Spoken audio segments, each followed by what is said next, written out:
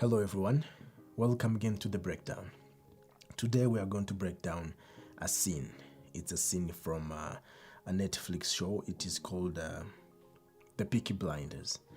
If you are a fan of a Peaky Blinders, you're going to relate. It's a scene I found it very interesting, and then I said let me just share it with you and we see what we can learn from it. It is a scene from season 4, episode 4. It's a good scene.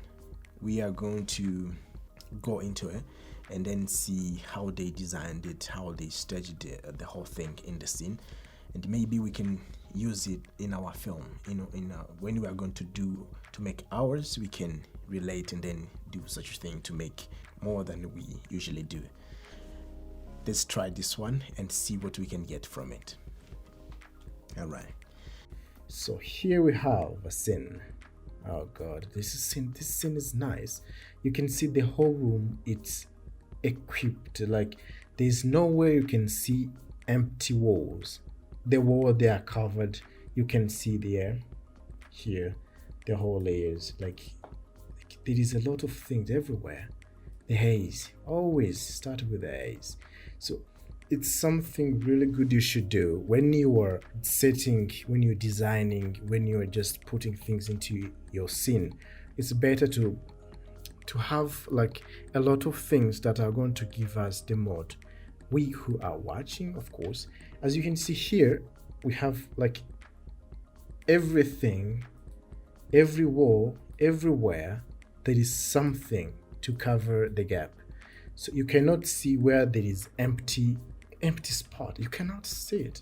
Imagine if all these walls there must be empty, all these ones. That's where you find your scene boring. But as you can see, this one, it's totally good. It's really good. It's really good. And always the haze, all these haze. Something I can tell you about the haze, because like even when we started the whole podcast we have done, there's always haze in the frame, like in the scene. So the haze, they're really good. They can make the scene or the frame or the composition looks great because of this reflection. It just catch the lights, but also it can show you that there's distance between subjects, as you can see here, and they are good. They are good when you see them around. They're really good. We start with this man come with a woman, comes inside, and we have this light. You can see light on this shoulder. It means the light is coming from here, and like every window right here, there's a light coming from there. Only this practical, this more practical, you can see right here, and this inside, and here you can see. But it seems like the whole light is coming from outside. As we said before, when you have light coming from outside, it just helps you to have like all your subject, all your actors, they can move freely. They don't going to have something like this going to limit them, or you who is doing cinematography, like you are going to just switch or just replace some lights, putting lights in one side to another, in one place to another, kind of those things. But when the lights are outside, you can have like the whole place to be yours. So this woman comes, as you can see right here. Very good one. You can see the background. It's very good, nice with the layers. There's light coming from this side, from here, and this practical at the back, it is making things looks great because you see there's a backlight, and there is this woman which has this soft light on the face. It's really nice. And as she keeps coming, she stands right here. The haze, always this light coming from the other room. So we're now going to have like some shadows at the back, and then we have this raccoon eye, very good lighting here, little bit of shadow and light around here, which is soft. And as you can see, the whole light, it seems like it is coming from this side. all the lights coming from this side. Yeah, really good lighting once you do that. And also, as you can see where she's standing right here, exactly those, you have to remember the rule of third. You have to position your actor in the right position, in the right place, using this, this intersection of the 9th frame of the rule of third kind of thing. Yeah. And as she keeps moving, as you can see, but the light, it's still there, just one side lighting. We have this good lighting, one shadow not contrasted, and we have this highlight on the other side.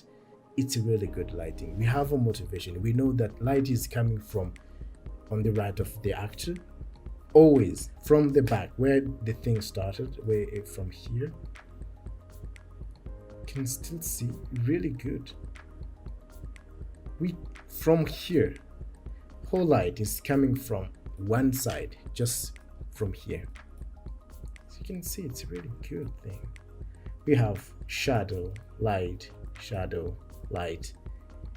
When you're doing lighting can make film. A good film comes from a good lighting, I'm telling you. And composition, the whole thing, the set design, even the actors, they have to be beautiful. As you can see this one. But what I'm saying here is that exactly the same thing. We have light, one-sided lighting, which is coming from this side, as we have the motivation that is coming from this side, and then the shadow. Always very good lighting. Also the rule of third. The rule of third, it's going to be here. This is going to be it, just this way. And also, as you can see here, the background, it has good depth. As you can see, the background, even the foreground, this guy right here, gives a good depth. This is the whole thing we have. These are the material you have to make sure you understand when you are going to do a film. Something else I should mention related to actors, there's this thing you have to understand. It's better if you can do your scene without doing a lot of blankings, because as you can see, this woman right here, she speaks, focusing, her eyes down, brings it back up, but she doesn't do a lot of blinking. But the more you focus on someone you are talking to, the more I listen. That's the ideal. So for the actors, for the talents out there who are watching this one, you have to know, like, you more focus, you more open your eyes, look at who you were talking to. That's when your eyes are open. I get interested to listen. Focus on someone you're talking to. Just this lady, you can look at it.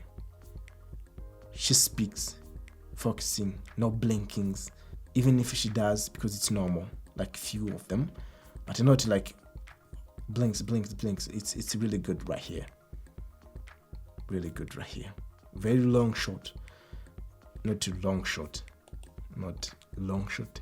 Very long one shot. But it is interesting. When you look at this slide, I can advise you to have your line of staying. It has to be where the light is not coming from, because when you have the dark part of an actor, like this way, this dark part is where our line is. That's where we stand, and the other light, the other part which has light has to be on the other side. It really looks good on the film.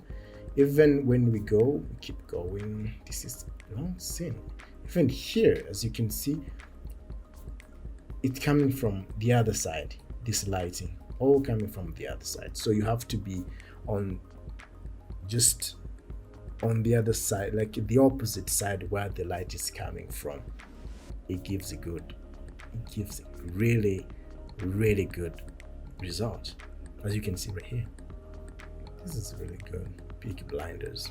This is a good series. You can go watch this series. It has a lot of good things you can watch, you can learn from, and this is really good. But the thing I liked most, it's this one.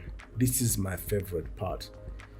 When you are going to do a film, when you are going to design your set, please make sure you have covered a lot of things. Imagine when there is all these walls has to be empty. That will be flat. All this will be flat and it will be boring. So the more we have a lot of subjects, a lot of things there, the more we're going to have like a very good frame, a very good composition. The more you put interesting thing in your composition, it's going to be better. It's going to be very good. That's the second thing. And the third thing, like, it's better when you shoot it into a nail of a room. It's framework. It's really good. It helps you to see like this distance between the subject. It's a 3D. We all live in 3D, so it's better when we see things in 3D, in 3-dimensional way, which is here. And also the distance you put between your actors, it's really good because it gives you this thing like the depth, and we all need the depth. Depth makes a good composition. Yeah, this distance between the talents, that's what's going to give us the good depth, which is here. Like the whole stuff, this is something you're going to always meet. This is a basic setup like of two actors having a conversation. This is something you're going to have most of the time, and that's the something you have to make sure you're doing it well. So that's how we should do it. Let's keep making our films look more and more creative and cinematic by referring to these professional ones, how they do their stuff. They're really good. That's why I always encourage you to apply their science they always use to make their works get done this way. So I think that's all we have for today, and I hope to see you next time. Thank you.